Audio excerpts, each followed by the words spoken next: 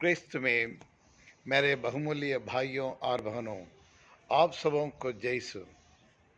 दुनिया के उद्धारकर्ता और मानव जाति के और शांतिदाता हमारे प्रभु यीशु क्रिस्त की प्रेम, कृपा, अनुग्रह, अनुकंपा और खुशी सदा सर्वदा आपके एवं आपके परिवार के साथ रहे। प्रिय विश्वासियों, आज हम आगमन काल के दूसरा इतवार में प्रवेश कर रहे हैं। दिसंबर महीना खुशियों का महीना है, आशाओं का महीना है, धन्यवाद देने का महीना है। चारों तरफ ऐसे सुहाना मौसम है और ईश्वर की स्तुति करने के लिए, आराधना करने के लिए। और हर एक व्यक्ति और इस दिसंबर महीने में और प्राकृतिक के साथ मिलकर ईश्वर को धन्यवाद देते हैं, ईश्वर का गुणगान करते हैं, ईश्वर की महिमा गाते हैं, क्योंकि और पर्वों के त्योहारों का महीना है ये दिसंबर महीना। और हर एक व्यक्ति और खुशी और आनंद मनाते हैं, यह खुशी का माहौल को महसूस करते हैं। और इस दिसंबर महीने में हमारे बालक यीशु के आगमन को देखकर और उसके प्रभु यीशु के आगमन के आगे सुनकर और प्रभु यीशु के क्रिसमस का जन्म दिवस आते ही और मन में तन में और चारों तरफ खुशियों का माहौल बन जाता है, खुशियों को बहार आ जाती है। जी हाँ, क्रिस्त में प्यारे भाइयों और बहनों, और आज हर एक मनुष्य अम, इस कली युग में सुख ही सुख पाना चाहते हैं। कोई दुख उठाना नहीं चाहते हैं, कोई समस्या का सामना करना नहीं चाहते हैं, सुख ही सुख प्राप्त करना चाहते हैं। लेकिन प्रिय विश्वासियों, यदि मनुष्य को एक सुख ही सुख पाना है तो फिर उनको अपने पुराने मार्ग को छोड़ना पड़ेगा, कुछ बुरी आदतों को उसको त्यागना पड़ेगा, तभी ही ये नया मार्ग पर चल सकेंगे या नया मार्ग पाएंगे। जी हाँ प्रिय विश्वासियों, और इस दुनिया में दो प्रकार के मार्ग हैं। एक पुराना मार्ग यानी एक पुराना जीवन कह सकते हैं, दूसरा एक नया मार्ग यानी नया जीवन है। यदि नया जीवन में प्रवेश करना चाहे, नया जीवन को अपनाना चाहे, तो फिर पुराने जीवन को और पापमय जीवन को त्यागना पड़ता है, कुछ बुरी आदतों को त्यागना पड़ता है, छोड़ना पड़ता है। जी हाँ प्रिय विश्वासियों, जो पुराना जो मार्ग जो हम कहते हैं, वो मार्ग बहुत विशाल मार्ग है वो, और वो पसंदीदा मार्ग है। और वहाँ इस दुनिया के हर प्रकार के पाप हैं, और इसलिए हमको बहुत कठिन लगता है और उस पुराने जीवन को और ये सांसारिक के जीवन को छोड़कर एक नया मार्ग में पहुंचने के लिए। लेकिन और दूसरी तरफ ये नया मार्ग जो है वो सकरा मार्ग है, वो कठिन मार्ग है, और उस मार्ग को अपनाने के लिए, ये नया जीवन को अपनाने के लिए बड़ी मेहनत करनी पड़ती है। हमारी बुरी आदतों को, विचारों को और हमें उसको त्यागना पड़ता है प्रिय विश्वासियों। लेकिन और इस संसार में और दो मार्ग, पुराने मार्ग या नया मार्ग, या पुराना जीवन एक नया जीवन। लेकिन पवित्र बाइबल कहती है, और इस संसार में एक ही मार्ग ही वो सच्चा मार्ग है, और एक ही जीवन ही वो सच्चा जीवन है। और वो कौन है वो मार्ग, वो कौन है वो जीवन? पवित्र बाइबल कहती है, और धनयोगन रचित सुसमाचार अध्याय और 14 और पद संख्या 6, मार्ग सत्य जीवन में हूँ, मार्ग सत्य जीवन में हूँ, मेरे होकर बिना कोई पिता के पास नहीं पहुंच सकता है करके प्रभु यीशु स्वयं अपने मुंह से कहते हैं।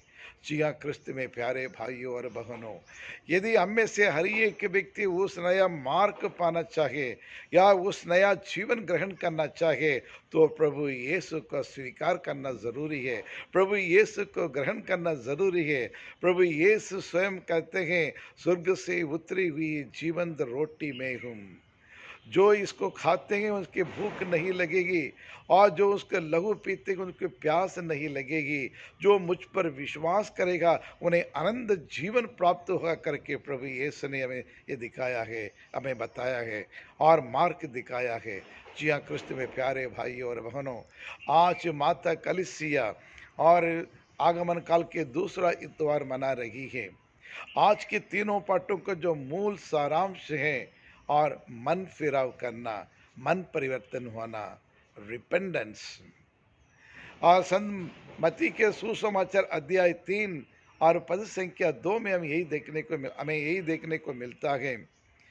और पश्चाताप करो और सुसमाचार पर विश्वास करो।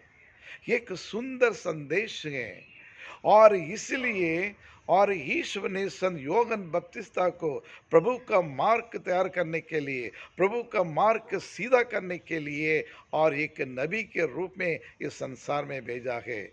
और योहन बपतिस्ता आग सभी नबियों के आखिरी, अब पुराने विधान के आखिरी प्रॉफिट और नए विधान के और पहला प्रॉफिट कहा जाता है। जी हाँ, क्रिस्त में प्यारे भाइयों और बहनों, आज के पहले पाठ नबी इसियास ग्रंथ अध्याय 11 में यदि 1 से लेकर 9 तक हम वहाँ पढ़े, 10 तक हम पढ़े, और वह ये कहते हैं प्रभु यीशु क्रिस्त के आने से, प्रभु यीशु क्रिस्त के आगमन से क्या क्या परिवर्तन होने वाला है। और उस यीशु बालक यीशु मुक्तिदाता इस संसार में आते समय चारों तरफ दुनिया में, मानव जाति में, इतिहास में क्या क्या बदलाव आएगा और क्या क्या ये नवीनता को लेके आएंगे करके आज बताता है। और वहाँ 11:9 में और हम देखने को यह मिलता है, और वह न्यायपूर्वक और दीन दुखियों के मामलों को और विचार करेगा, और वह निष्पक्ष होकर देश के दरिद्रों को और वो न्याय दिलाएगा। कुछ दिन पहले आपने और हमारे भारत देश के महामहिम राष्ट्रपति की और द्रौपदी और मुर्मू के उनके भाषण को सुने होंगे। हाँ, उनके भाषण में एक अच्छी बात उन्होंने कहा, आज हमारे देश में इतने सारे अनेक गरीब हैं, लाचार लोग हैं, और जिनके एक वक्त रोटी भी नहीं पाते हैं, लेकिन न्याय के लिए लड़ते हैं। उनके साथ अन्याय किया जाता है, उनको सुनने के लिए कोई नहीं, लेकिन अनावश्यक जेल में डाल देते हैं और वहाँ पूरा जीवन और वहाँ सड़ जाता है। इसलिए उनको न्याय दिलाना चाहिए, उनको न्याय मिलना चाहिए करके और महामहिम और द्रौपदी मुर्मू ने उन्हें कहा है। उसी प्रकार हमारे प्रभु यीशु क्रिस्त संसार में आने से सबको न्याय पूर्वक हर एक मामलों को निपटा देगा, निष्पक्ष होकर और दरिद्रों को न्याय दिलाएगा, और अपने शब्दों के डंडे से और अत्याचारियों को मारेगा। और इतना ही नहीं, और वह कुकर्मियों को भी उनको विनाश करेगा करके, और न्याय की स्थापना होगा करके, और आज का पहला पाठ हमें बतलाता है। और दूसरे पाठ में हम देखते हैं संत रोमियो के नाम संत पौलुस का पत्र अध्याय 15 109 में, और वह ये हम देखते हैं, और पौलुस पहले वह ये सौल था, वह गैर क्रिस्तीय था, लेकिन जब से वो ईश्वर के पुनर्जीवित प्रभु यीशु का दर्शन हुआ, और जब से प्रभु यीशु की और पुनर्जीवित प्रभु की आत्मा ने उन्हें शुद्धिकरण करते हुए उन्हें एक नए जीवन, नए मार्ग पर लेके आए, और तब से पुराने पापमय जीवन को तोड़ दिया। पहले आदि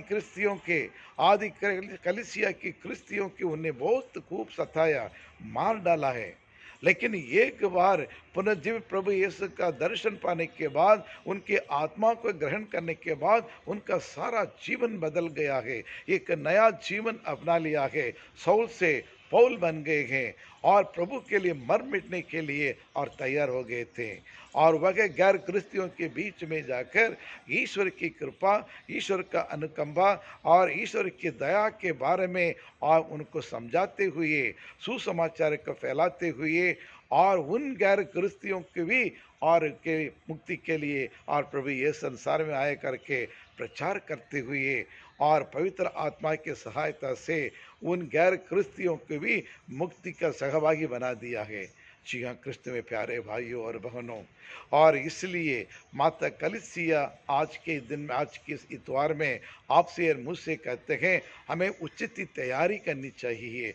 यदि प्रभु यीशु जो नया जीवन है, नया मार्ग है, उन्हें पाना चाहे, हमें भी पुराने जीवन को त्यागना पड़ेगा और पुराने अपने कुकर्मों को त्यागना पड़ेगा। हमारे पुरानी बुरी आदतों को और छोड़कर नया जीवन को अपनाना पड़ेगा, सुसमाचार को अपना पड़ेगा। सुसमाचार में प्रभु जो संदेश देते हैं, उस संदेश को सुनकर उसी का पालन करना पड़ेगा।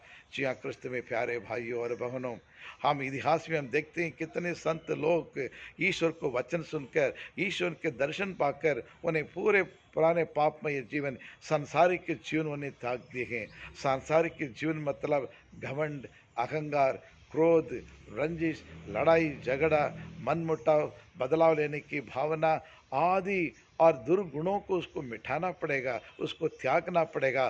तभी हम नया जीवन यानी बालक यीशु को हम ग्रहण कर सकते हैं।